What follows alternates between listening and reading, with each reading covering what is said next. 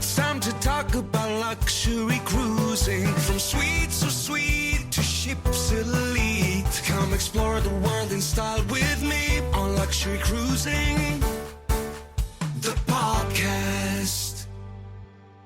And now a word from our amazing sponsor who has helped to offset the cost of this podcast launch. This podcast is brought to you by Simply Inspired Travel. Elevate your escape with luxury cruising. As a doctor fully living in the sandwich generation, I know what it's like to spend my days caring for others. When I vacation, I like to indulge in a journey that's designed just for me. At Simply Inspired Travel, they specialize in luxury cruises that redefine relaxation, adventure, and elegance. Whether you crave a stress-free ocean escape, want to experience marine life up and close in a Zodiac, or take an intimate river cruise where you can kayak straight from the boat, or maybe, like me, you dream of one day taking a world cruise. They handle every detail, so you can focus on the experience. Simply Inspired Travel has over 11 years of expertise. The agents understand the value of exceptional service and curated experiences. From private shore excursions to VIP onboard perks, they design seamless, tailor-made itineraries for discerning travelers like you. Because after years of hard work, you deserve a flawless, rejuvenating getaway. Exclusive for luxury cruising listeners, book a luxury cruise consultation with Simply Inspired Travel and receive a complimentary VIP cruise planning guide. Visit travelsimplyinspired.com to embark on your next extraordinary journey. Simply Inspired Travel, where luxury meets adventure and travel meets inspiration. Hi, and welcome back to Luxury Cruising. I am so excited to share an interview with you today with Jean Armstrong. She is a fellow physician and a coach, and we met on the most amazing retreat. And she is here to tell us about her experience in the Haven. So, Jean, before we get started, tell us all about you. Well, first, Krystal, thanks for having me. I'm Jean Armstrong, a family physician by training, but dabble in EHR, so those pesky things we as doctors have to do all that documentation in. But first and foremost, I love to travel. Like, it was in my DNA. We camped everywhere when I was a kid. My parents went on a few cruises. That's the first vacation I remember my parents taking that we didn't get to go on. It was for work, and it was very elusive. And they came back with tales of swimming with dolphins and things that, like in 1982, I didn't know anybody had ever done. Right. So cool. So I have that travel bug, and so much so that I'm writing a book, honestly, about travel. Really, it's about helping people plan vacations that they're going to love and be inspired by. I've been very fortunate to have a lot of transformative vacation. Matter of fact, if I have to make a big decision, or I'm changing careers, or I'm launching a new business, I go on a little solo trip for a couple of days. It's sort of my recharge, and I love it. I'm also very fortunate to be married to someone that got me early on. And so he had a job. He worked in plastic surgery as a surgical assistant. He never had time off unless the surgeon took time off, and he never did. So after a few frustration things, residency, we couldn't afford to travel anyway. He promised me we would go on vacation every 6 weeks. And I'd want to hold him to that in some capacity. Not that we go over 6 weeks, but we definitely make lots of time for that quick trip or something life-changing like this awesome cruise we did where we got to stay in the Haven. Awesome. Awesome. Well, tell us about the ship, the room, the itinerary. What made you decide on this particular, all the specific details around this specific trip? Yeah, so it was 2016. I can't actually believe it was that long ago now. And I had never been to Europe. And my husband had a brief stopover in a couple countries on his way to Africa. And so I really wanted to go to Europe. I had a really good friend that I had met here in the States while her husband was working here, and they lived in England. Sadly, her husband had passed a couple years before this trip. And so we wanted to see each other, right? It's like, what can we do so we can see each other? But also, I wanted to see some Europe. And I just thought a Mediterranean cruise sounded fancy. At the same time, like just the allure of Italy was pretty big for me. And my husband's a big car guy. So his dream is to have a Ferrari. And there's a lot of cool Italian sports cars. Lamborghini, we all know, Ferrari. I love food, so Italy, appealed. So we were looking something to spend some time with a friend. So we wanted 3 people. Plus, we wanted to do some stuff by ourselves. So we planned this really what we considered at the time a bucket list trip, where we were gonna. So we flew from the States to Italy. We spent about 5 days roaming around on our own, and then we met up with our friend from England in Rome. She had actually been on this ship before, so she said, "Okay, the ship you should go on is this NCL. We're gonna go on this Epic. It's a massive ship. I think it holds like 4,000 people." And I'll be honest with you, I was scared of that because my husband, we've been on a few cruises years ago. We didn't continue cruising because we went back in the day where you had those assigned tables for dinner and you ate with strangers. That was not my husband's jam. Myself, I've never met a stranger. I talked up the group, had fun, and we really had fun on the cruise except for that. And we were students, so bargain basements, no porthole, no balcony, like go down so many flights of stairs, you're not sure you're going to make it back up again, was our previous cruising experience. But my friend said, no, we've been on this and they have this thing called the Haven. And she and her daughter had both been on it and had stayed in the Haven. They'd got a really good deal when it was fairly new. They also had been on this ship a couple times because this ship is unique back at the time because it was the first one, I think, to introduce those solo suites. So sadly, again, my friend and her daughter, of all things, both had their husbands pass. So they like to go solo and they'd be on the ship for that. So started looking at the Haven and it was like, yeah, maybe this will work. Right. So really like the fact that it left from Italy because we were going to spend a few days in Italy ahead of time, which we did. We also spent another 3 or 4 days in Italy when we came back. There was 2 stops in Italy, which also made it nice because we didn't have to drive as much or travel by train as much to Italy because we know we were going to see some areas. Another big thing for us is, again, I had not been anywhere else. So I liked the itinerary that seemed very approachable. So there's a couple stops in France, which allowed us to do like Marseille and see that area. But at the Cannes stop, we actually went to Monte Carlo, a very famous F1 Formula One race in Monaco. And there's a particular turn that's considered the tightest hairpin in Formula One. It's called the Fairmont hairpin because the Fairmont Hotel sits on that corner. So we actually had a private guide take us to that hotel. So we went to their beach club so we could get good photographs of that picture. It was really a fun day. Yeah. I mean, just, taking a little sidestep, like that sounds pretty luxurious too. Tell us about excursion, like a kind of a private excursion that includes this Formula One experience and the Fairmount Hotel. Tell us about that. Yeah. So throughout the trip, we got a really good package deal. And so one of the things again that appealed about the Haven is so they were doing a lot of offers at the time. So like free Wi-Fi, free special dining, free alcohol. And not that my husband and my best friend are luscious, but they could drink, right? So that was appealing. And so we got the third person. We're in a family suite. So she had her own area. We had 2 bathrooms. And so I felt like splurging on that trip. It came with a few like money towards some sure excursions. But what we were looking to do was a little unique. So we actually had private tours and mixed with their tours. And so I went online. Just being a seasoned traveler, I went to TripAdvisor and I just started looking, putting in, our itinerary, where we're going to be. And I looked for private guides. My friend was actually quite nervous. She reminded me multiple times that the ship doesn't wait if you're not back on time. And I just felt like that was a little bit of a scare tactic, right? Like if you don't book our excursion, because again, my husband and I are not people who are going to sit on a big bus tour. We did one big bus tour on this trip using our sure excursion money because we were going, when we landed in Naples, we went to Pompeii. Everybody was putting on the same way anyway. And then we took a private tour once we were there. So we tried to strike that balance. So one of our first stops was Livorno. So that's basically most people there are going to take a tour to Florence.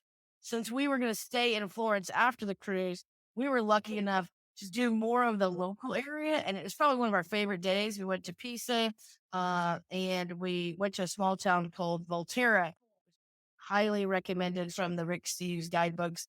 And it was a magical day. And what was so nice is we got off the ship. There was our guide waiting in a van, picked it up, just the three of us, had cold water, talked to us about everything we were interested in. And he had an itinerary because we'd been, conversing, via email, but it was also in the moment. Like, oh, you might want to stop here. Let's stop and get a pastry. Let's do this. It was amazing.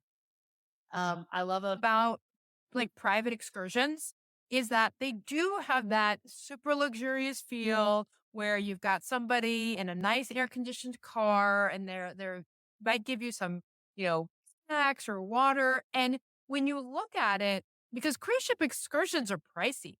And so when you look at it, if you get a group of people, like if there are three of you, probably for the cost of the three of you to do the cruise ship excursion, it would not be that much more expensive to just have a private excursion with one person. Then it's all up to you. Like, let's go into my favorite. It's so local. Like, let's go into my favorite bakery and get these, fantastic pastries.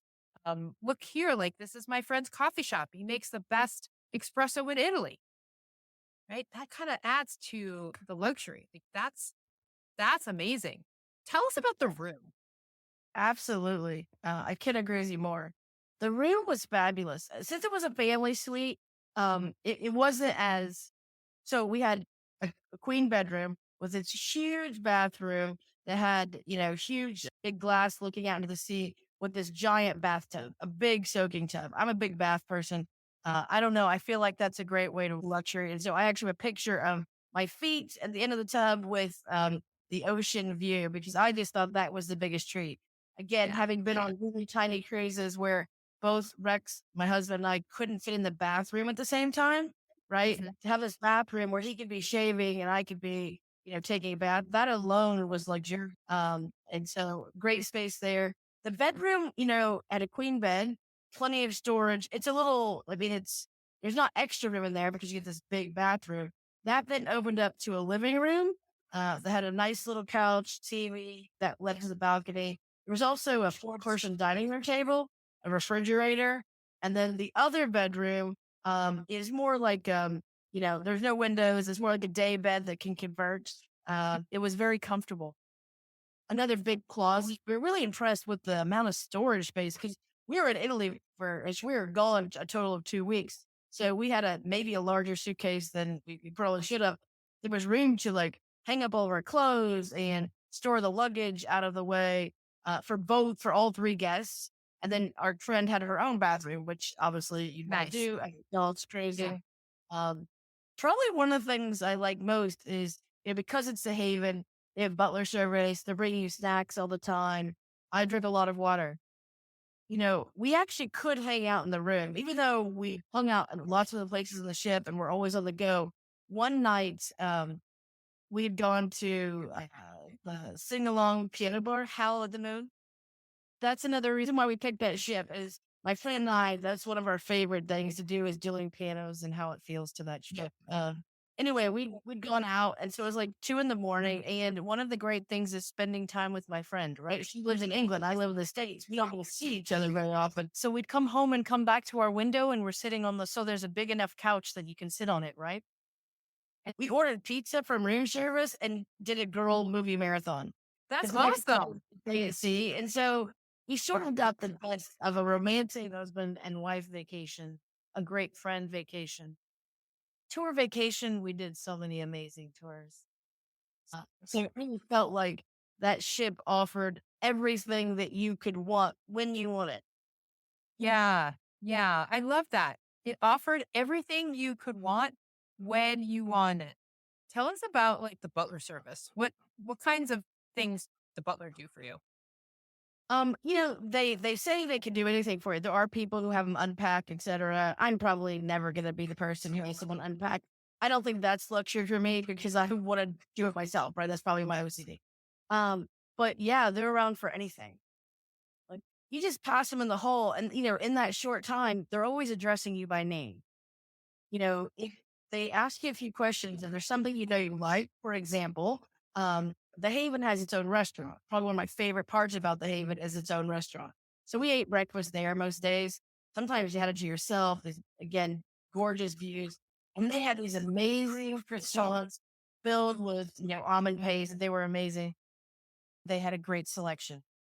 And so obviously they knew I liked that on day 1 or 2 because they would show up at our room. Oh, wow. They Yeah. they would leave snacks. Those would show up and you could tell what was showing up was, so they really have a big attention to detail. And if you have three, then they're gonna make it happen. Your butler is also the person, like if you decide you want to go to a show. So they had like a Broadway style show. And my friend and I decided we wanted to go. He slept the concierge note, which is right there by your room. And then your butler shows up and walks you down 5 minutes before it starts and puts you in the second row, right? Because there's Yeah. no wait line at all, which is really, that was a big appeal for me, is because my husband, like I said, didn't like huge crowds. The reason I mentioned that there was like 4,000 people that this ship could hold is I was shocked. If you ask me, there was 100 people on this cruise. You have your own exit and entry line. They walk you down to things. And when you're just walking around the ship to use amenities like the spa or Howl at the Moon, you don't see as many people as you do like when there's a buffet or like when the big group was loading and unloading. So Yeah. we never saw any of that, which Yeah. is luxurious to me. It's like you had your own private giant yacht. Yes, exactly. Yeah. Yeah. And how was any other, like specialty dining, specialty restaurants that you tried? Obviously you probably didn't go to the main dining room, but the Haven restaurant, it was kind of like your main dining room, right? Yeah, and so it was interesting since our friend had been before. She was like, "Oh, we have to eat at a couple of these specialty restaurants." And again, we'd gotten a great deal where that was included for 2 people because of where our stateroom was, and so that we would pay for the third. So we went to Cagney's, which is sort of the steakhouse that's sort of universal among NCL. Everywhere we ate was amazing. Like we never had bad food. We always had great service. For me, like Cagney's was very good. We wait at the Fucina, which was Italian.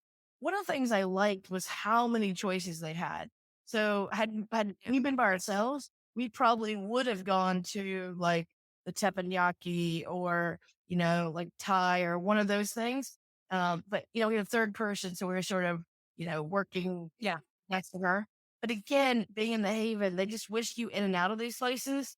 Um, I loved, it's interesting. So I've looked at a few cruises since this in the Haven, because I mean, basically we're broken now. I mean, I'm never not going to be in the Haven. I will never Right. go to Right. Yeah. additional cruise line. I wouldn't go if it didn't have something like this. Yeah. And with this, it's expensive at times, but we did all the math. Yeah, we got a third person for free. We got dining for free. When you did all the math, it really worked out to make it, just a nice but doable vacation. And so I love the Haven restaurant. I really did. I think he and I would have eaten there every night for dinner if we could, because first of all, they had a nice diverse menu. But if you ask for anything else, most of the times they figured it out. Right? They'll make it for you. It's not like this. They're like, "Oh, we'll get that." Like, and I don't think I realized that early on. But as we were there, if we had been there another week, I probably would never left the Haven because that restaurant was so good. I actually think the Haven food was the best food we had. And this is hard to say because you could just tell how fresh it was. Where in the other restaurants, it's not that it wasn't fresh. It's hard to say this. It's just that it was a menu. They made 100 of them. So they were ready to serve 100 lasagna or Right. whatever.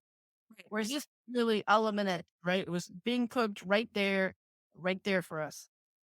And that's cheap. To your question, we actually did go to the main dining room one time.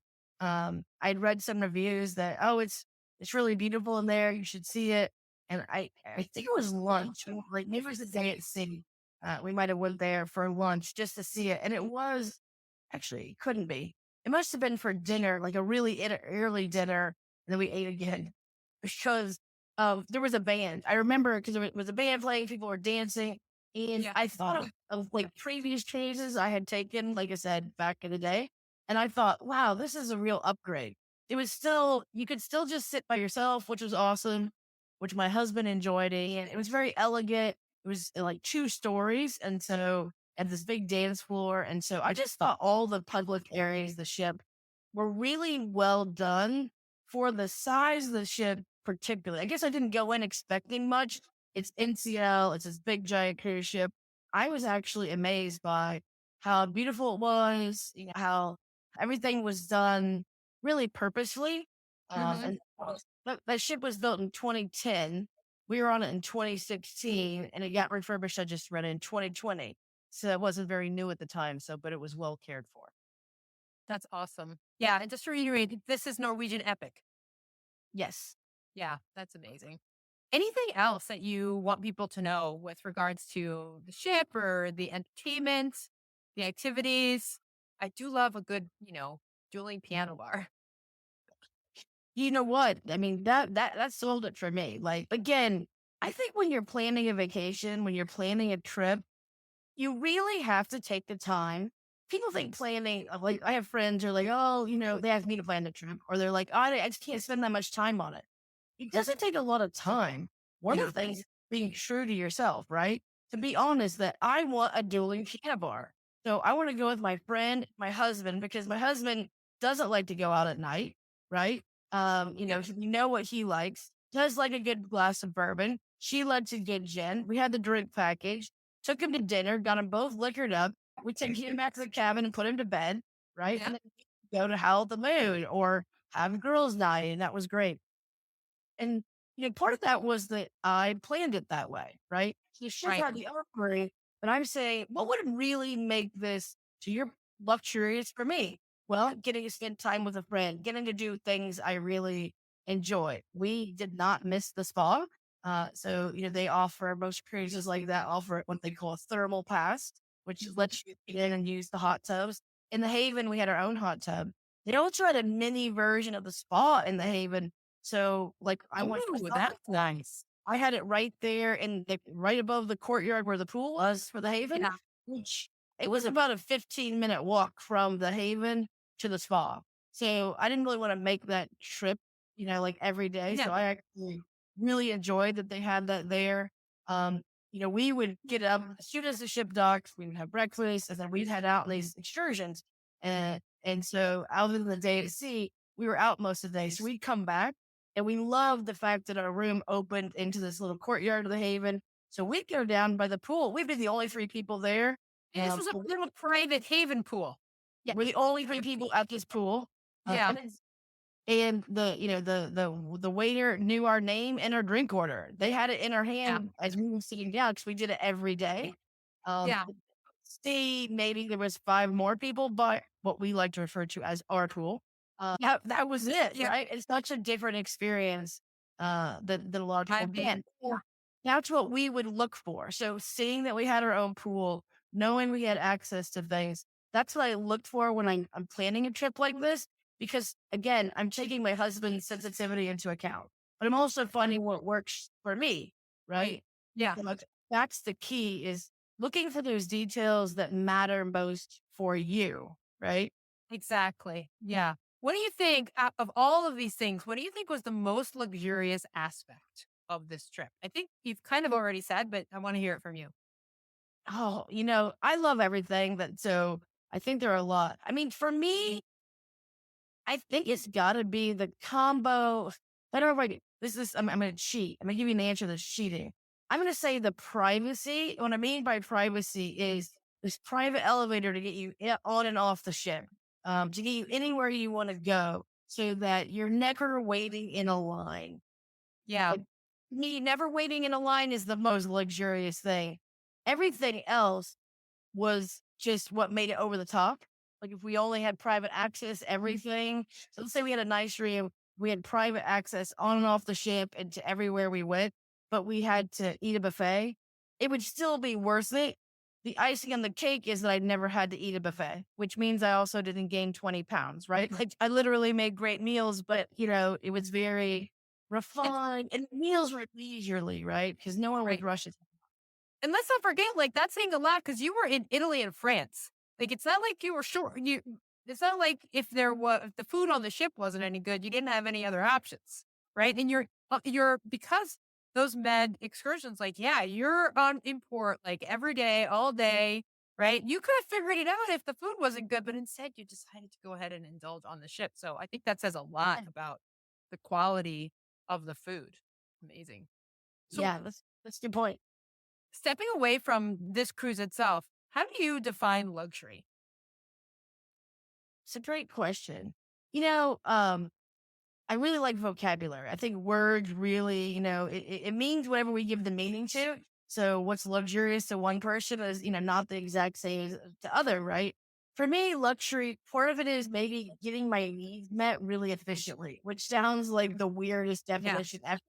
But Yeah. it's like being able to, like, if I'm in luxury, it's whatever I'm doing is it's just meeting my needs so much. It's like being swaddled in a warm blanket, right? Yeah. I think that's my definition. And because that's my definition, I can go on a lot of trips that people might not think are luxurious, but the luxurious part of it, right? Right. So things Yes. that could be fine dining, fine linens, fine things. And sometimes it could just be privacy, right? Yeah. Yeah. I get that. So do you have any other luxurious trips planned, cruise or otherwise? Yeah, so we are so that same friend, I haven't seen her for a while. She's remarried and we had never been to her home to visit her because we met in the States, we met abroad. So we are gonna spend 14 days in England. So we're flying in September and gonna do some fun stuff. And this sort of goes along with luxury. I think it's a very luxurious trip. It won't appeal to everyone, but again, I know my husband, I know what we enjoy to do. So where a lot of car focused travel is on this trip and a lot of bonding with my friends. So we are renting a car for a primary mode of transportation and pretty much driving all over England. So we're starting in London, but we're en route to visit my friend. She lives near Liverpool. So we're going to spend a couple of days there. Then we're going to backtrack all the way across the far east end of England to, believe it or not, go to a car factory. So Lotus is a famous car. They have F1 teams. Yeah, we're going to do a heritage tour there and drive around the track. And then we're getting the car drive all the way back to sort of the middle, where we're going to go to the Morgan car factory. Morgan is a car my husband would really like to own. For those who don't know, it's still built the same way hundreds of years later. It's a wood frame car. So we're actually going to rent one for 3 days, drive all the way to Cotswold, which is the old historic farming area of England, where they now have these adorable little villages now that have shops and pubs and very scenic driving in a car that's a convertible with no room for luggage. You got to take a little day pack, leave our big bag in the other rental car where we sort of drive around and then we're obviously going to spend some time in London and Bath. And then I'm old. Since I was 9 years old, I've been obsessed with Stonehenge. Everybody tells me it's just some rocks. It doesn't matter. I'm like, I don't care. I want to see the rocks. Yep. So we are going on a tour of Stonehenge, but we're going to Stonehenge. And then we booked the Inner Circle tour. It's one of the few things that'll get me on site for a tour at 6 a.m. is that's the time I have to be there to go to the Inner Stone Circle and, watch the sunrise and all this cool stuff. So again, for me, I consider that luxurious. I love a good road trip. One of the things I love about travel is having experiences that you talk about for years. He still talks about going to that club and looking at that turn. Matter of fact, we have a picture on the wall of that turn with him in front of it. And so Yeah. this Morgan is a car that he loves. It blends our sensibilities. That's what's luxurious to me about it, is that he's just going to enjoy driving and I'm going to enjoy going to all these little small towns. That's one of my favorite things, Right. is to discover. And we have a loose itinerary. We know where we're going to sleep, but that's it. The rest is where the day takes us. And today that spontaneity is luxurious.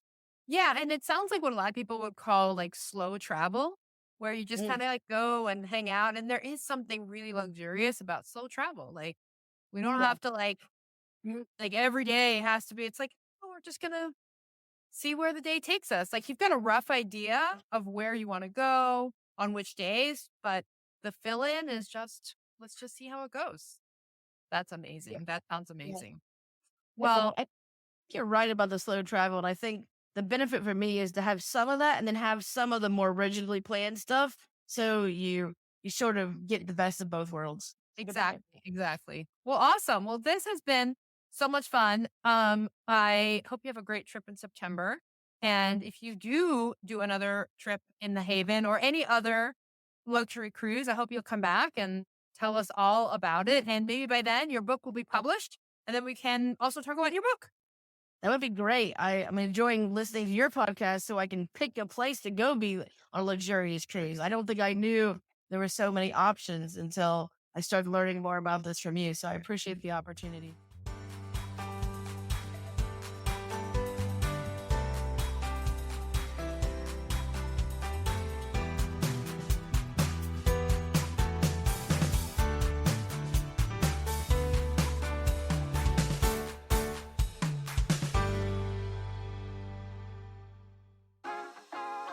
Thank you for joining me on today's episode of Luxury Cruising.